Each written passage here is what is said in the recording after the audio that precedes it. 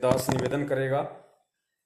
एक सुरेश चौधरी जी हैं। भगत जी, मेरी कुछ शंकाएं हैं सृष्टि रचना को लेकर। जैसे कि सतलोक एक अमरलोक है, वहां कोई गलती होती नहीं है। फिर किसी की बुरी नज़र, किसी की गलत सोच, माया, ये सब चीज़ें नहीं हैं। यानी त्रिगुण सत्ता नहीं है। त्रिगुण सत्ता नहीं है। ज्योति निरंजन के मन में लोभ, काम, वासना, अहंकार, ये सब चीज़ें क्यों आई? अगर काल निरंजन गलत है तो सभी को इतनी इतनी सज़ा क्यों? सिर्फ हमने उसके साथ जाने का स्वीकार किया तो ही इतनी सज़ा क्यों? रोज़ 1 लाख मानव शरीर खाने की सज़ा उसे क्यों? उसे भूख की क्यों रख सकते? कबीर साहब कहते हैं कि रोज़ 1 लाख मानव शरीर वह खाता है और 1.25 लाख की उत्पत्ति करता है, पर यह गणित पूरा गलत है। साइंटिफिकली इस धरती पर रोज़ाना 5 लाख बच्चे पैदा होते हैं, कैलकुलेशन क्यों फेल हुआ? भगत जी, ये बहुत ही छोटे छोटे सवाल हैं, बहुत ही नॉर्मल सी ये बातें हैं। हो सकता है आपकी समझ में ना आई हूँ सृष्टि रचना को ढंग से ना पढ़ पाने के कारण, और गुरुदेव ने हमें जो एग्जाम्पल बताए उस आधार से हो सकता है आपकी समझ में ना आई हुई ये चीज़ें। तो ये चीज़ें निराधार नहीं हैं। गुरुदेव ने जो बता दिया वो सत्य है। उसको दुनिया का कोई भी साइंस या साइंटिस्ट या दुनिया का कोई भी धर्मगुरु उन चीज़ों को 100 पन में भी नहीं काट सकता, क्योंकि दुनिया का सबसे बड़ा साइंटिस्ट, दुनिया का सबसे बड़ा राजा, महाराजा, शहंशाह यही है और कोई नहीं है। इससे बड़ा कोई गणितज्ञ नहीं है, इससे बड़ा कोई साइंटिस्ट नहीं है। ये आपने बहुत छोटी छोटी बातें की हैं भगत जी। आज हमारे पास इतना समय नहीं है। परमेश्वर दया करेंगे तो अगले शनिवार और संडे को बिल्कुल जहां तक परमेश्वर ने दास को सद्बुद्धि दी है 101% सबूत सहित आप जी को समझाएंगे, समझ में भी आएगा। देखो भगत जी, ये काल का जो लोक है, 21 ब्रह्मांड जो हैं, ये क्या हैं? ये सतलोक की जीरोक्स कॉपी है। इस चीज को ध्यान देना आप। ये सतलोक की 2 कॉपी है, जीरोक्स कॉपी है सतलोक की। यहां सब कुछ वही है। अब एक बात बताइए, आज इस काल के लोक में मन है, त्रिगुण माया भी है, यहाँ पे अहंकार भी है, काम भी है, क्रोध भी है, पांचों पांचों यहाँ पे तत्व भी हैं, तीन तीन गुण भी हैं, यहाँ पे सब कुछ है ना। इस काल लोक में जो जो आप ये बुरी चीजें मानते हो, माया माया है या माया से संबंधित है, जो जो आपने नाम गिनाए, ये सारी चीजें हैं यहाँ पे। इसमें कोई दो राय नहीं है। तो ये सारी चीजें आई कहां से भगत जी? 21 ब्रह्मांड बने कहां से? 21 ब्रह्मांड बनाए किसने? ये 21 ब्रह्मांड पहले कहां थे? यहां का राजा काल कहां था? ये माया दुर्गा कहां थी? ये सब सतलोक में थे। तो दैट्स मीन ये सारी चीजें सतलोक में हैं, क्योंकि सतलोक की ये 21 ब्रह्मांड एक जीरोक्स कॉपी है, 2 कॉपी है। ये सारी चीजें सतलोक में हैं, लेकिन इनका वहां प्रभाव क्यों नहीं है? क्योंकि इस 21 ब्रह्मांड का जो रचना हुई है वो काल भगवान ने 3 बार तप किया था। एक बार 70 युग, फिर 70 युग, फिर 64 युग, जैसा गुरुदेव ने बताया। तीनों बार इसको क्या मिला? एक बार इसको 3 गुण मिले, फिर इसको 5 तत्व मिले, फिर इसको कूरम से वहां जाके और सामग्री मिली, आत्माएं वगैरह। तो भगत जी, इसको कहां से मिली ये चीजें? परमात्मा ने सतलोक से तो दिया ना इसको। तीन गुण और 5 तत्व है, और 3 गुण 5 तत्वों से मिलके पूरा 21 ब्रह्मांड बना हुआ है। ये सारी चीजें उसी की पैदाइश है। तो ये सारी चीजें सतलोक में हैं भगत जी, लेकिन सतलोक में इन चीजों का प्रभाव नहीं है। ये चीजें निष्क्रिय हैं। जैसे यहां एक व्यक्ति के मन में कितनी काम वासना होती है, एक व्यक्ति के मन में कितना क्रोध, कितना गुस्सा, कितना अहंकार, कितनी सद्भावना, कितनी दुर्भावना होती है ना। सतलोक में इसका बिल्कुल उल्टा है। ये सारी चीजें हैं वहां पे भगत जी। सृष्टि रचना की सामग्री काल भगवान कहां से लेके आया सतलोक में? परमात्मा ने क्या कहा कि भाई अपने बड़े भाई कूरम के पास जाओ। कूरम के पास में ये सारी चीजें सुरक्षित हैं। आप कूरम से जाके ये सारी जो ये सृष्टि रचना का जो सामान है वो आप कूरम से जाके ले लो। वो कूरम के पास गया। कूरम ने कहां से दिया? मुकुट में से दिया ना भगत जी।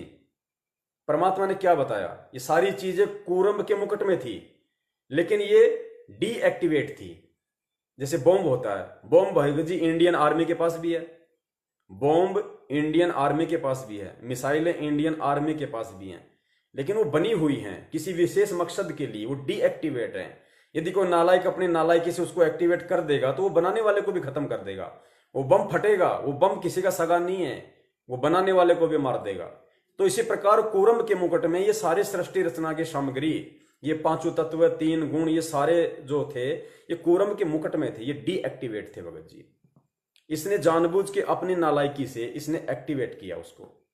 और इस काल भगवान को और अक्षर पुरुष को परमात्मा ने इस सतलोक से बाहर निकालना ही निकालना था, क्योंकि परमेश्वर ने केवल 16 आप ध्यान देना भगत जी, सृष्टि रचना इसीलिए परमात्मा कहते हैं कि जिसको सृष्टि रचना समझ में आ गई वो जिंदगी में कभी मार नहीं खाएगा। परमात्मा ने सतलोक में 17 शब्दों की उत्पत्ति की थी, मात्र 17 शब्दों की, और वो 17 शब्द उसके वही हैं। 16 शब्दों से परमात्मा ने 16 पुत्रों की उत्पत्ति की, वही है। एक शब्द से परमात्मा ने सारे फिर वो दीप रचे, सारा वहां पे सतलोक में जो भी थी मालिक ने रचना की। भगत जी, काल भगवान की रचना सतलोक में किसने की? परमात्मा ने। क्यों की? किस रीजन से की? क्योंकि जब परमेश्वर ने अचिंत को सृष्टि रचना का भार सौंपा तो अचिंत ने अपनी नालायकी से सृष्टि रचना के लिए अक्षर पुरुष की उत्पत्ति की। अचिंत ने शब्द उच्चारित किया, अपने शब्द से अचिंत ने अक्षर पुरुष की उत्पत्ति की। तो वो काम सफल तो होना ही नहीं था सृष्टि रचना का। वो जाके मानसरोवर में सो गया। उसको उठाने के लिए फिर परमेश्वर ने अंडे से काल की उत्पत्ति की अपने शब्द से, उसको नीचे भेजा। अब वो किसकी उत्पत्ति थी भगत जी? गुस्सा किसको आया? गुस्सा वहां पे अक्षर पुरुष को आया था जब वो नीचे सो रहा था, और अंडा जब नीचे गया गड़गड़ गड़गड़ करता हुआ, उसकी निंद्रा भंग हुई। तो परमात्मा ने क्या बताया? कच्ची नींद में जैसे आदमी उठता है तो उसको गुस्सा आता है।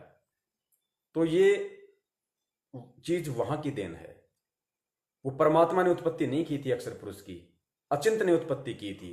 तो वो बिगाड़ खाता होना था, वो बिगाड़ खाता हुआ तो परमात्मा ने उसको वहां से बाहर निकालना ही निकालना था। अक्षर पुरुष के संपर्क में आया काल भगवान। काल भगवान के मन में फिर दुर्भावना आई। अब भगत जी आप कहोगे कि ये वहां पे मन तो है नहीं, तो मन में दुर्भावना क्यों आ गई? भगत जी वहां पे दुर्भावना भी है, वहां पे सद्भावना भी है। किस प्रकार है? फिर आप कहोगे परमात्मा ने कंट्रोल क्यों नहीं किया? या आपके शब्दों में शब्द निकलेंगे। तो इसको स्वयं ही समझना पड़ेगा सृष्टि रचना को। आप स्वयं अपने आप को शांत कर सकते हो। मैंने क्या कहा कि ये 21 ब्रह्मांड उसकी 2 कॉपी है। आज आप भारतीय संविधान को देख लीजिए। भारतीय संविधान में प्रत्येक नागरिक को स्वतंत्रता है कि नहीं है?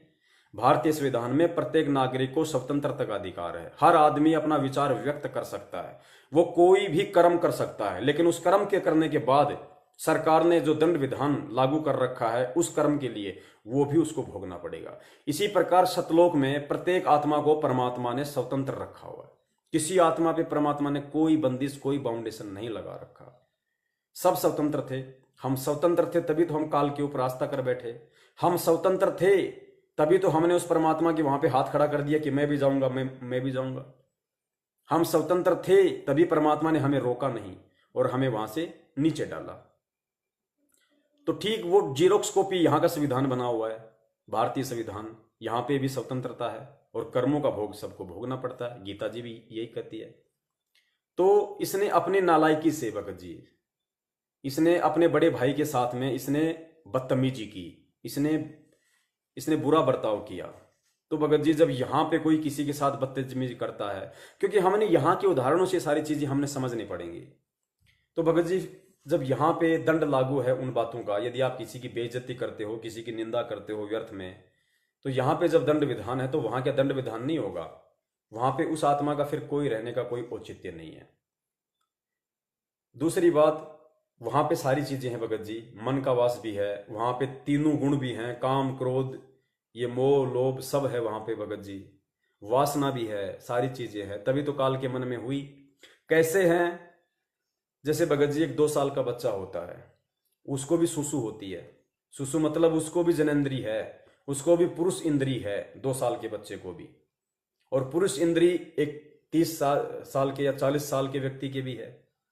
लेकिन उस 2 साल के बच्चे में और उस 30 साल के व्यक्ति में उस इंद्री को लेकर, उस वासना को लेकर रात दिन का अंतर है।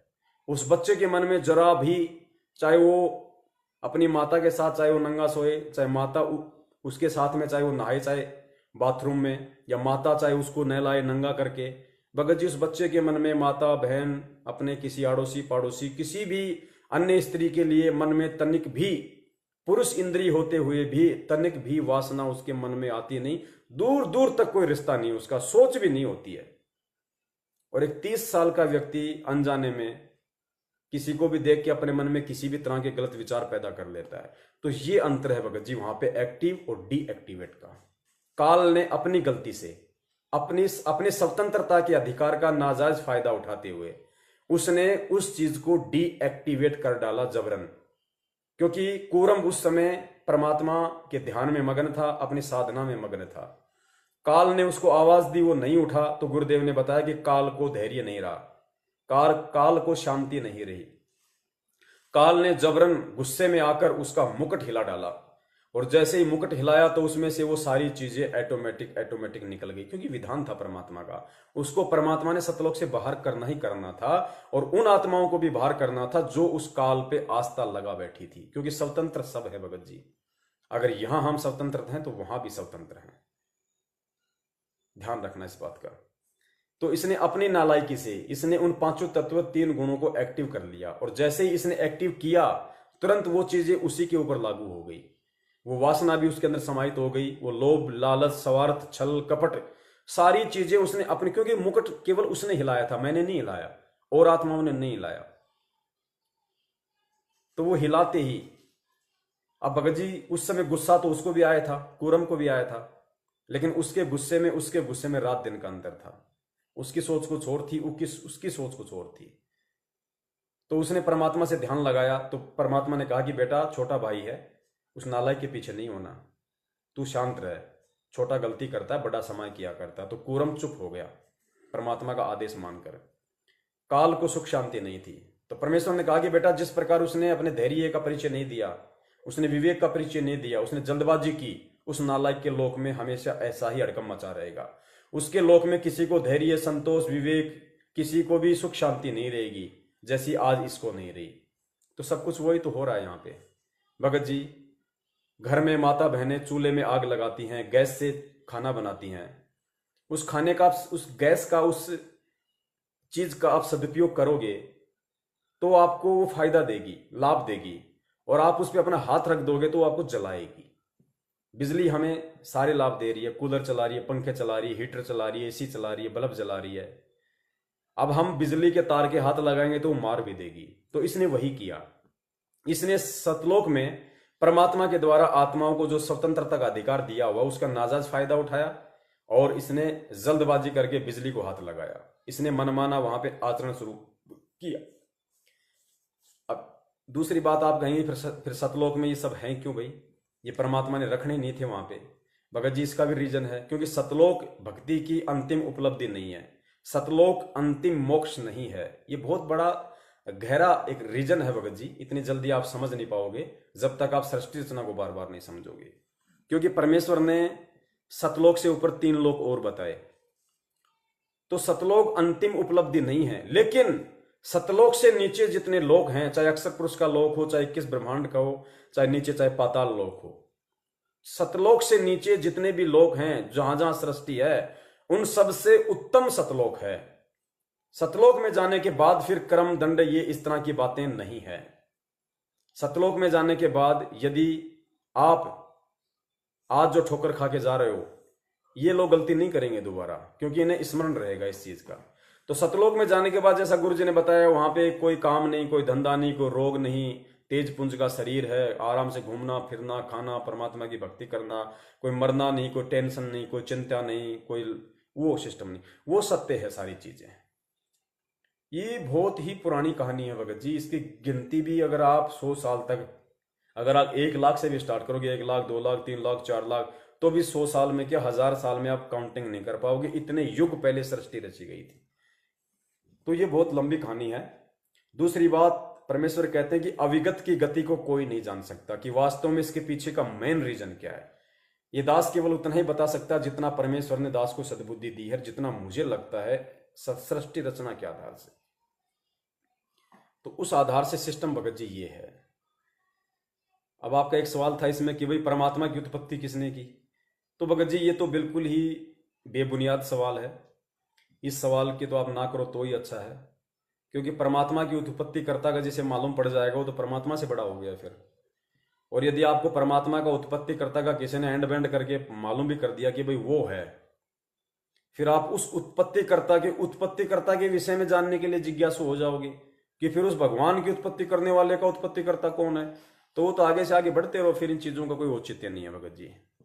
जितना गुरुदेव ने बता दिया, मैं आपको पहले भी कहा था और मैं बार बार कहता हूं इन चीजों को, और गुरुदेव भी ये कहते हैं कि यदि भक्ति मार्ग को समझना है तो आपको सबसे पहले शास्त्रों को आधार बनाना पड़ेगा, क्योंकि शास्त्रों के बिना सतगुरु पहचान में नहीं आएगा।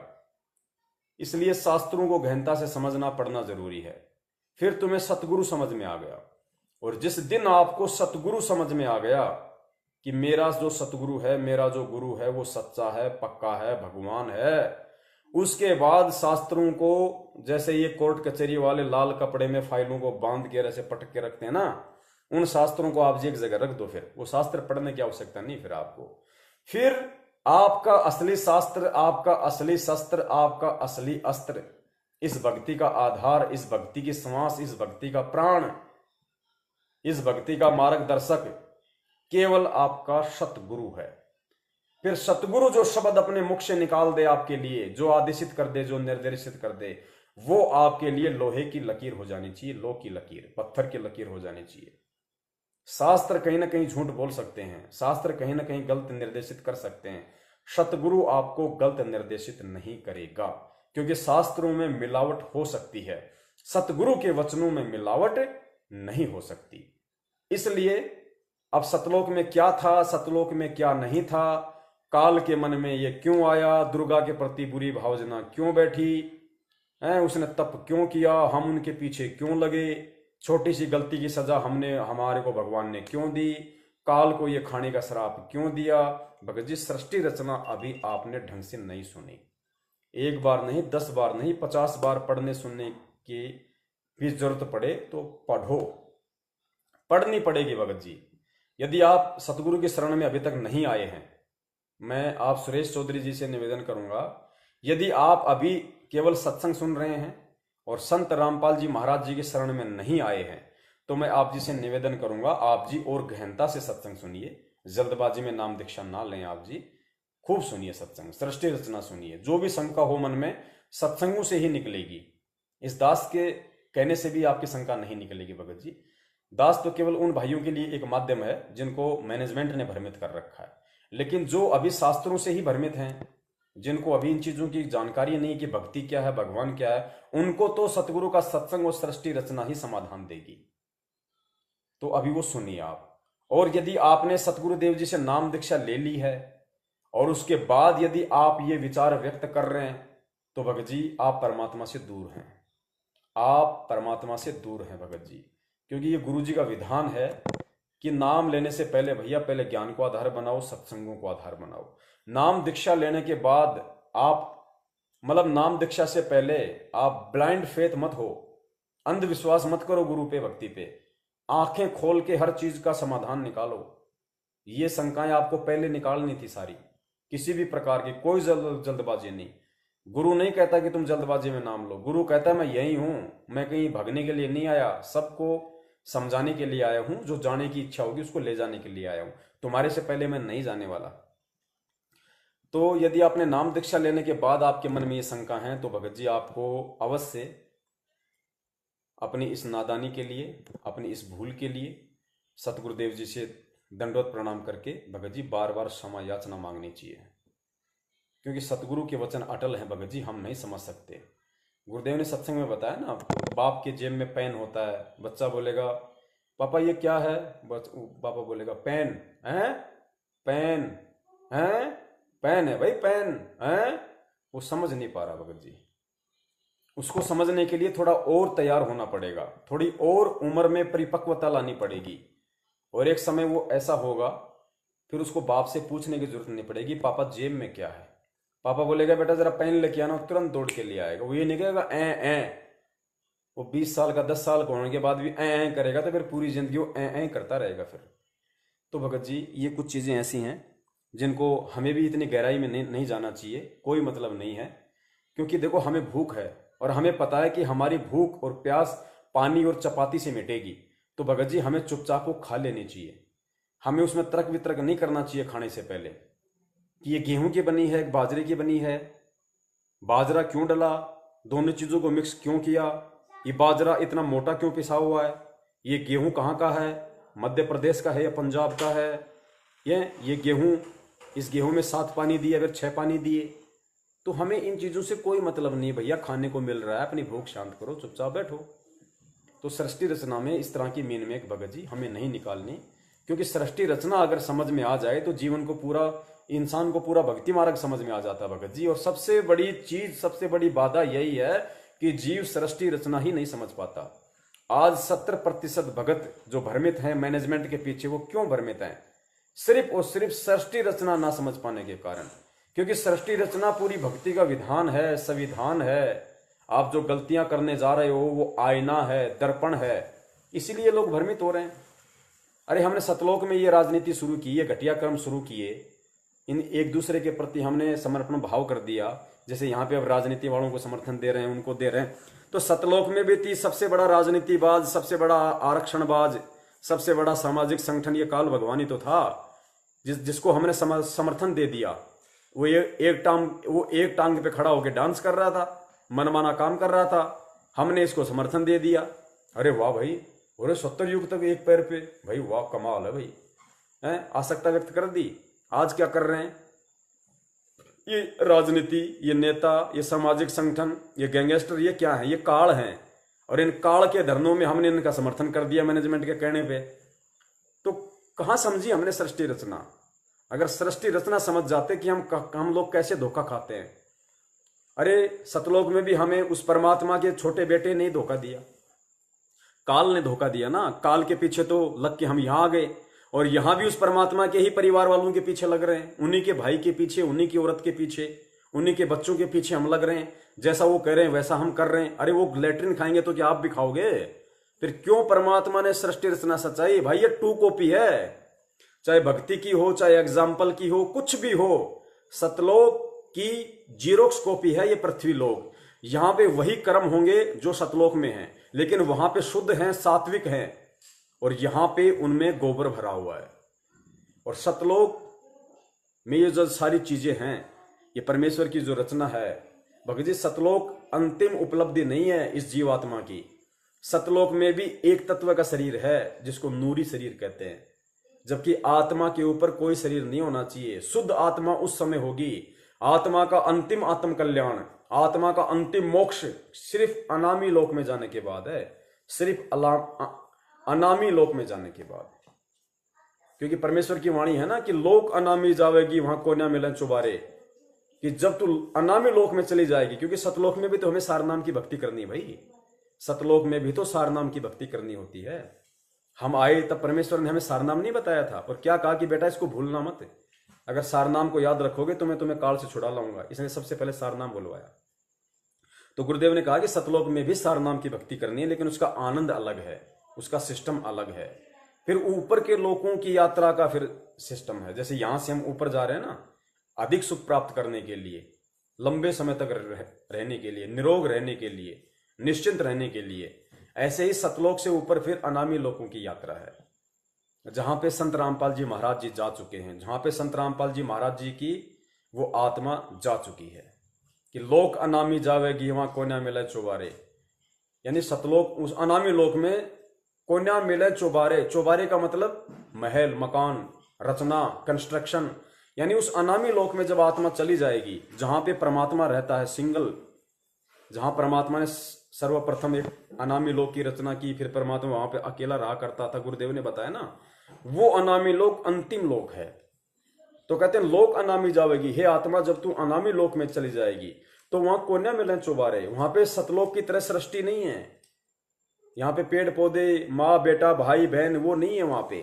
तो कहते हैं लोक अनामी जावेगी वहां कोन्या मिलन चौबारे, आत्मा और परमात्मा वहां ना ही रहते न्यारे। यानी इस अनामी लोक में आत्मा और परमात्मा का अलग अलग अस्तित्व नहीं है। और सतलोक में आत्मा अलग है, परमात्मा अलग है। आत्मा का अस्तित्व अलग है, परमात्मा का अस्तित्व अलग है। आत्मा अपने परिवार के साथ रहती है, परमात्मा सिंहासन पे अलग रहता है। तो सतलोक में आत्मा के ऊपर नूरी शरीर है, अनामी लोक में नूरी शरीर भी हट जाएगा।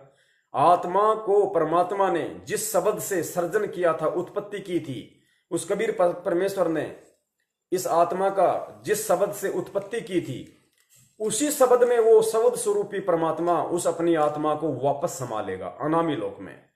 यानी परमात्मा अपने अंतःकरण में, अपने हृदय में, जहां से परमेश्वर ने, क्योंकि कहते हैं ना कि आत्मा परमात्मा का अंश है, उस अंश को परमात्मा अनामी लोक में ले जाकर वापस अपने शब्द में समा लेता है। जहां से परमात्मा ने कभी किसी करोड़ों असंख्यों जन्मों युगों पहले जब सतलोक में उत्पत्ति की थी, सृष्टि रचना की थी, उस समय परमेश्वर ने अपने जिस शब्द से आत्मा की उत्पत्ति की थी, उसी शब्द में परमात्मा अनामी लोक में ले जाकर आत्मा को अपने उसी शब्द में वापस समाहित कर लेता है। यानी अनामी लोक में जाने के बाद फिर इस आत्मा का सदा सदा के लिए झंझट मिट जाता है, अस्तित्व खत्म हो जाता है आत्मा का। ये आत्मा फिर ना कभी मरती ना जन्मती, फिर सब इसका फिनिश हो जाता है, सब कुछ। आत्मा थी नहीं, फिर सर्जन ही खत्म। वो अंतिम उपलब्धि है। फिर कहते रामपाल प्रीतम प्यारे की आत्मा वहां पूर्ण आनंद ले रही, सांच कहूं ना झूठ रती पर बात मान ले मेरी। तो ये सतलोक तो नीचे की कैटेगरी है, फोर्थ क्लास है भाई। सतलोक तो उन लोकों की तुलना में फोर्थ क्लास है, क्योंकि चौथा लोक है सतलोक, फिर अलख लोक, फिर अगम लोक, फिर अनामी लोक, जिसको अकय लोक भी कहते हैं। तो सतलोक तो फोर्थ क्लास है। जैसे हम ट्रेन में जाते हैं, एसी आती है, सेकंड एसी, थर्ड एसी, फिर स्लीपर आता है, फिर जनरल आता है। तो इसी प्रकार भैया सतलोक तो उन लोगों की तुलना में जनरल लोक है, जनरल। लेकिन वो जनरल जो ट्रेवलिंग है, जो यात्रा है, जो डिब्बा है, जो डब्बा है, वो उन लोगों से लाख गुना अच्छा है जो लोग पैदल यात्रा करते हैं जंगलों के रास्तों से, उबड़ खाबड़ रास्तों से, दुखी होके, परेशान होके। उन लोगों की तुलना में वो जनरल बोगी लाख गुना अच्छी है, जो सुरक्षित सीट पे बैठाकर चंद ही समय में इंसान को अपने गंतव्य स्थान तक पहुंचा देती है। इतना फर्क है। तो इन लोगों की तुलना में 21 ब्रह्मांड और अक्षर पुरुष के लोगों की तुलना में सतलोक समझो ट्रेन है, और ये गधा गाड़ी में बैठ के धक्के खा रहे हैं। नीचे के लोग है गधा गाड़ी, वो है ट्रेन। इतना अंतर है। उसके बाद आपकी मर्जी। सतलोक जाने के बाद गुरुदेव कहते हैं आपकी मर्जी, आप आना चाहो वहां से आ जाओ, गलती करोगे आ जाओगे भैया। परमात्मा का सीधा सा विधान है। गलत, क्योंकि आत्मा को तो परमात्मा बांध के रखता ही नहीं, वही स्वतंत्रता है। अगर तुम्हें ठोकर खा के समझ में आ गया हो तो सतलोक में टिकना, अगर फिर गलती कर दोगे तो भैया नीचे पटके जाओगे। ये परमेश्वर ने कहा है, सत्य है। तो सतलोक इस तरीके से है भगत जी। अब एक तो पुलिस में कोई कांस्टेबल है और एक पुलिस में कोई डीजी है, तो है वो भी पुलिस डिपार्टमेंट में और वो कांस्टेबल भी पुलिस डिपार्टमेंट में ही है। लेकिन उनकी तनख्वाह में, उनकी सुख सुविधाओं में, उनके घूमने फिरने में, उनकी ड्यूटी करने में कितना अंतर है भगत जी? रात दिन का अंतर है महकमा एक ही, वो भी पुलिस में, वो भी पुलिस में, लेकिन पोस्ट में कितना अंतर है, सुख सुविधाओं में कितना अंतर है। ठीक इसी प्रकार भगत जी अक्षर पुरुष का लोक और 21 ब्रह्मांड काल का लोक, यह है कांस्टेबल, और सतलोक है DG director general of police. और ऊपर के लोग भगत जी फिर आ गए आपके मुख्यमंत्री, अगम। फिर जो सतलोक से ऊपर जो अलख लोग है वो है आपका मुख्यमंत्री। तो डीजी से कितने अच्छे सुख सुविधा मुख्यमंत्री को मिलती हैं, एक स्टेट का राजा हो गया। फिर मुख्यमंत्री से ऊपर है प्रधानमंत्री, तो अलख लोक से ऊपर अगम लोक है प्रधानमंत्री। प्रधानमंत्री वो पूरे देश का राजा, लेकिन फिर भी वो देश का प्रथम नागरिक तो कौन रहता है? राष्ट्रपति रहता है भाई। तो प्रधानमंत्री से ऊपर राष्ट्रपति, अलख लोक से, अगम लोक से ऊपर अनामी लोक जो अंतिम, और इधर राष्ट्रपति अंतिम। राष्ट्रपति से ऊपर फिर कोई पद नहीं, कोई पोस्ट नहीं, वो भारत का प्रथम नागरिक होता है। और वही वो प्रथम नागरिक है जो अगर सुप्रीम कोर्ट में चला जाए तो सुप्रीम कोर्ट का न्यायाधीश भी अपने चेयर छोड़ के खड़ा हो जाता है। इसी प्रकार हमें इन एग्जाम्पलों को समझ के भगत जी ऊपर की रचनाओं को समझना होगा, तभी हम ये चीजें समझ में आएंगी, तभी हम टिक पाएंगे बड़े भैया। वरना सतलोक में क्या है, सतलोक में क्या नहीं है, वो तो गुरुदेव ने भी बताया। अरे ये बात को नई थोड़ी है, परमात्मा ने असंख्यों बार सृष्टि रचना सुनाई कि भाई वो अंडा पानी में गया, उसको क्रोध आया। तो क्या परमात्मा को नहीं पता था कि जब आज मैं इनको ये बात कह रहा हूं कि भाई इसको क्रोध आया, तो बच्चों के मन में क्या सवाल खड़े नहीं होंगे? फिर वो उसने वो कूरम के पास गया, उसने जल्दबाजी में हड़बड़ाहट में गुस्से में आके कूरम का मुकुट हलाया। कूरम को भी गुस्सा आया, उसको भी गुस्सा आया। तो गुस्सा क्या है? तमोगुण। गुस्सा हो गया तमोगुण। तो क्या गुरुजी को नहीं पता था कि आगे चल के इन आत्माओं के मन में शंका पैदा होगी कि उसमें तमोगुण क्यों आया? फिर काल के ऊपर आस्था, भाई काल के मन में क्यों आया तप करने की? फिर सतलोक में मन कहां से आ गया? फिर वो दुर्गा के प्रति उसकी बलात्कार करने की भावना कि भाई सतलोक में ये मन में ऐसी बकवाद कहां से आ गई? भगत जी क्या परमात्मा को नहीं पता था इन सब बातों का, सतगुरु रामपाल जी महाराज जी का? लेकिन परमात्मा ने ये कभी नहीं सोचा था कि इस तरह का इतना निर्मल, जो आज से पहले ये ज्ञान नहीं इस पृथ्वी पे, शास्त्रों ने किसी ने प्रमाणित नहीं किया, और इतना ज्ञान सुनने के बाद, मेरे इतना सब कुछ समझने के बाद भी ये मेरी ही सृष्टि रचना में मीनमेख निकालेंगे। भगत जी उससे बड़ा अपराधी मैं समझता हूँ शायद ही कोई दुनिया में होगा। उस परमेश्वर को इन सब बातों का पता था भगत जी, पता भी है। लेकिन यहां परमात्मा चाहता तो वो भी बता देता, लेकिन वो फिर विश्वास भी तो देखता भगत जी, समर्पण भाव भी तो देखता है। भगत जी हमें यदि अपनी माँ के विषय में कोई कहे कि तेरी माँ यार शादी से पहले ऐसे ऐसी थी, पीहर में इतने लोगों के साथ इसके शारीरिक संबंध थे, ऐसे ऐसे कुकर्म करती थी, भगत जी हम अपनी माँ से सवाल करते हैं? हमने कभी अपने जीवन में क्या, पहली बात तो यदि कोई व्यक्ति अपने मामा के गांव का या अन्य कोई व्यक्ति हमें अपनी माँ के विषय में ये कहे कि तेरी माँ ऐसी थी, तेरी माँ वैसी थी, तो भगत जी हम उन चीज़ों को यहाँ पे नहीं लेते। हमें गुस्सा आ जाता आदमी की, हम गर्दन पकड़ लेते कि नालायक, तूने मेरी माँ के विषय में बोला कैसे? ठीक वो सही बोल रहा होगा, लेकिन बेटे की मैं भावना बता रहा हूँ, श्रद्धा बता रहा हूँ, विश्वास और लगन बता रहा हूँ भगत जी। वो अपनी माँ के खिलाफ एक शब्द सुनने को तैयार नहीं होगा अगर असली बेटा होगा तो। और यदि कोई बोल रहा है और यदि वो बच्चा सामना करने में सक्षम नहीं है, तो वो बच्चा अपनी माँ से कभी जिंदगी में सवाल नहीं करेगा। वो बच्चा अपने बड़े भाई से या अपने बाप से कभी जिंदगी में सवाल नहीं करेगा कि मेरी माँ के विषय में लोग ऐसा बोल रहे थे। तो वो बेटा है, बेटा, सुपुत्र बोलते उसको। और भगत जी भक्ति मार्ग, ये सतगुरु तो भगत जी उस माँ से भी असंख्य गुणा ज्यादा सम्माननीय, पूजनीय, आदरणीय माता है। ये हमारी असली माता है। ये माताएं तो हमारी लाखों करोड़ों गई। गधे बनेंगे माँ मिलेगी, कुत्ते बनेंगे माँ मिलेगी, सूअर बनेंगे माँ मिलेगी, आज माँ मिली हुई है, कल मिल जाएगी, पहले भी थी। लेकिन ये सतगुरु रूपी माँ नहीं मिलेगी, ये बड़ी मुश्किल से मिली है। और इस माँ पे संदेह करना, इस माँ के जीवन पे संदेह करना, इस माँ के द्वारा बताए गए अपने विषय में शब्दों पे संदेह करना, आप समझ सकते हैं भगत जी कितने बड़े हम दोषी हो जाएंगे इस मार्ग में। क्योंकि यहाँ काल बहुत बड़ी शक्ति है, वो नहीं चाहेगा कि हम भक्ति करें।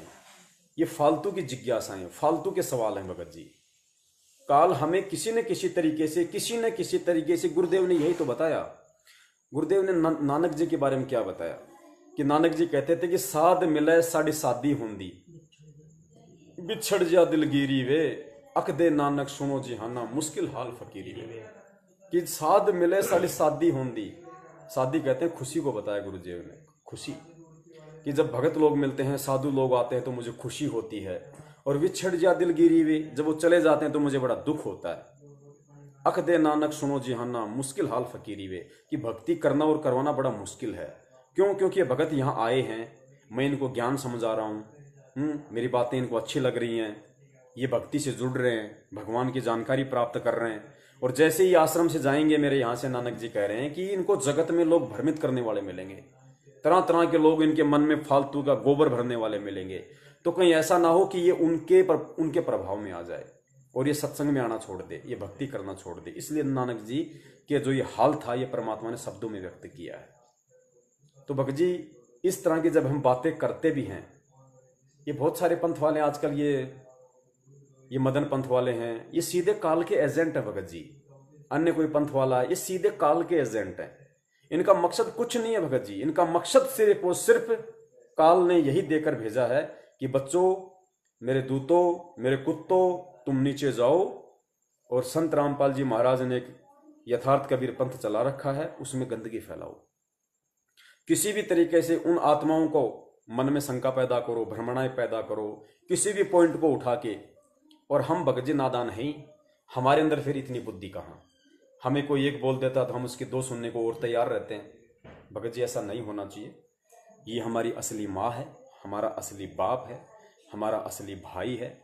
आज से पहले गुरु सतगुरु भगवान को लेके जितने भी गाने, सत्संग, भजन, कहानियाँ, जितने भी चीज़ें हैं वो केवल इस भगवान के लिए हैं भगत जी। वो सारी कहानियाँ इस भगवान के लिए बनी हैं, सारे एग्जाम्पल इस भगवान पे विश्वास पैदा करने के लिए बने।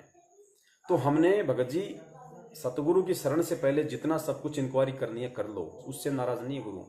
शरण में आने के बाद यदि आपने इंक्वायरी करनी शुरू कर दी फिर परमात्मा दूर हो जाएगा भगत जी, क्योंकि मन में दोष आ जाएगा, जाहिर सी बात है, विश्वास नहीं रह जाता। तो जब विश्वास ही नहीं है तो फिर परमात्मा साथ में कहाँ आएगा भगत जी। तो इतनी सी बात है और परमेश्वर दया करें। हम सभी भाई बहन सतगुरु रामपाल जी महाराज जी की असीम अनुकंपा से इसी तरह सप्ताह में 2 दिन शनिवार और रविवार को रात्रि 8:30 से 10:30 बजे या जैसा भी परमेश्वर टाइम दें, हम साथ संगति करते रहें। अपने मन के भाव, अपने मन की बातें, अपने मन के विचार, अपने मन के अनुभव एक दूसरे भगत भाई से शेयर करते रहें। हमारे अंदर दृढ़ता बनी रहेगी। जब तक हमारे पिताजी बाहर नहीं आते हैं तब तक हम भक्ति पे टिके रहेंगे। परमात्मा की ही रजा से, उन्हीं की सत्प्रेरणा से सब कुछ हो रहा है। और विरोध करने वाले भी भगत जी हजारों की संख्या में हैं। खुद काल एजेंट सतलोक आश्रम मैनेजमेंट आप और हमारा सबसे बड़ा विरोधी है।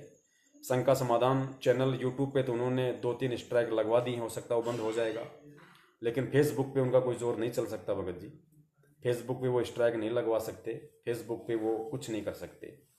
तो इसीलिए हमें परमात्मा ने फेसबुक का एक माध्यम दिया और बहुत अच्छा प्रभाव भगत समाज पे वर्तमान में पड़ रहा है, जिसकी मैं कल्पना नहीं कर सकता था। धन्य हैं वो आत्माएं जिनको परमेश्वर ने निमित्त बनाया, दास को ये संदेशा दिलवाया कि भगत जी फेसबुक पे लाइव आने का विचार करो। भगत समाज को इस समय अति आवश्यकता है एक रास्ता दिखाने की, एक रास्ता चुनने की। तो परमेश्वर जिसे चाहें, जिसे निमित्त बनाएं, जिसके माध्यम से अपना काम करवाएं, उनका काम है। हम सेवक हैं, हमारा काम केवल सेवा करने का है। हम निष्काम भाव से, छल कपट रहित, हम अपने भगत भाइयों की सेवा में सतगुरु की प्रेरणा से इसी तरह हाजिर होते रहेंगे जब तक गुरुदेव हिसार जेल से नहीं आ जाते हैं। और जब गुरुदेव हिसार जेल से आ जाएंगे उसके बाद फिर गुरुदेव की मर्जी, हम उनसे प्रार्थना करेंगे, गुरुजी हमें आदेश देंगे तो हम इसी तरीके से लगातार साथ संगति को जारी रखेंगे। और गुरुदेव कहेंगे कि बेटा कोई दिक्कत नहीं, अब मैं आ गया, बैठ के अपनी भक्ति करो, अपना काम धंधा करो। तो जैसा गुरुदेव कहेंगे हम वैसा करेंगे। हम तो गुरुदेव के कुत्ते हैं, हम तो उनके गुलाम हैं भाई। वो जैसा कहेंगे, जैसा इशारा करेंगे, हम तो वो चाहे आंखों से इशारा करें, चाहे जुबान से इशारा करें, हम तो इशारों के गुलाम हैं। हमें वैसा ही करना है। सत साहिब जय हो। बंदी छोड़ की, बंदी छोड़ सतगुरु रामपाल जी महाराज की जय। सत साहिब। भाई जो गुरु बचन पे डट गे रे कट गे फंद 84 के। भाई जो गुरु बचन पे डट गे रे कट गे फंद 84 के।